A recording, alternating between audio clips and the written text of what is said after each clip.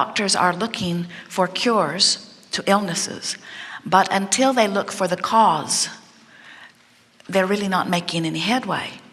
And the cause is the vibrational root. Right.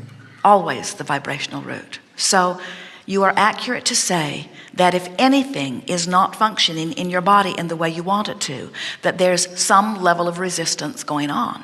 In fact, you could even go so far, if you really wanted to pay attention to this, we don't encourage you to get carried away with it. But when you think about this emotional scale that we've been talking about, with despair on one end and frustration somewhere in the middle, and feelings of passion and joy on the far good feeling end, you could actually place different physical conditions right on that emotional scale with incredible accuracy. Go ahead.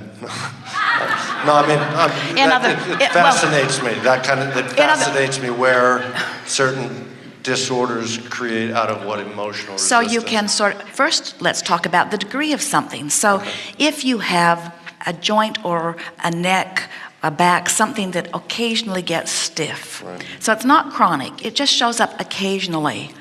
Then there's something hindering you. There's something you want that you are resisting. So we would say agitation, frustration, overwhelmment is about where that would lay on the vibrational scale. Mm-hmm. Now, if you said it's chronic, it hurts every day of the world, then we would say it would sit on the emotional scale somewhere around anger.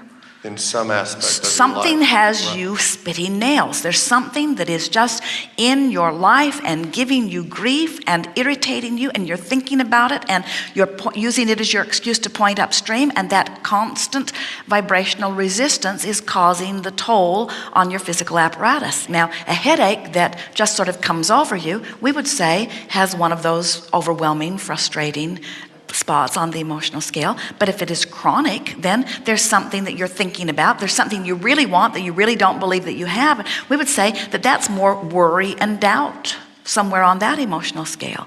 If a person has a heart attack or a stroke, something where circulation is the reason for it, that is evidence of a powerful flow and a powerful resistance. In other words, that's evidence of really, really wanting something I really, really don't think is going to happen. And I've wanted it for a long while, and I don't think it's going to happen for a long while, and over time, that's taken its toll. We don't want to give this to you to worry any of you. We just want you to understand that everything has a vibrational relationship, and that you could have 12 big diseases. They could have already labeled your toe. And if you could say today, I am where I am, and you could begin the process of releasing when this bothers you, and releasing when this bothers you, and releasing when this bothers you, you would turn and turn and turn and turn, so that a week from now, all diagnoses would have shifted dramatically, because you've stopped the tension, which is the reason for the discord. There's not one illness in anybody that is other than resistance related. A woman said to us one day, Abraham, it's not fair. I'm a pretty positive person, she said. And we could see that she was. She had a beautiful smile. She cared what people thought. She sounded lilty in her voice. I'm a pretty positive person, she said. And I've got 3 bad things going on in my body. And I have a friend who is so negative, who is healthy as a horse. That's not fair, she said. What's going on? And we said, it's the stream factor. In other words, when you have been living life and asking and asking and asking, you've got a stream that's moving faster, which means you've got to tend to your vibration more. You can't have a big life and be sloppy with your vibration, you see. Where her friend wasn't asking for as much, and so she had more leeway. Her stream's not moving so fast. A car that's going 100 miles an hour and hits a tree is a bigger problem than a car that's going 5 miles an hour and hits a tree. That's the story. And if you take that to, if I have my 12 diseases and I turn my boat toward healing, and I've listened to your tapes that you can get anywhere you want to get to from where you are in terms of healing. But here's what's wrong with that.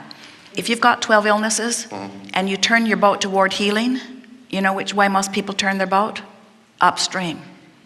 Because when they think about healing, they think about the problem. Right.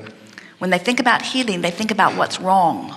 When they think about healing, they go to the doctor. They get the test. In other words, healing almost always turns you upstream. So it's not thinking about healing. That's what we were getting at. Think of the cause. Thinking about healing is like looking for the cure.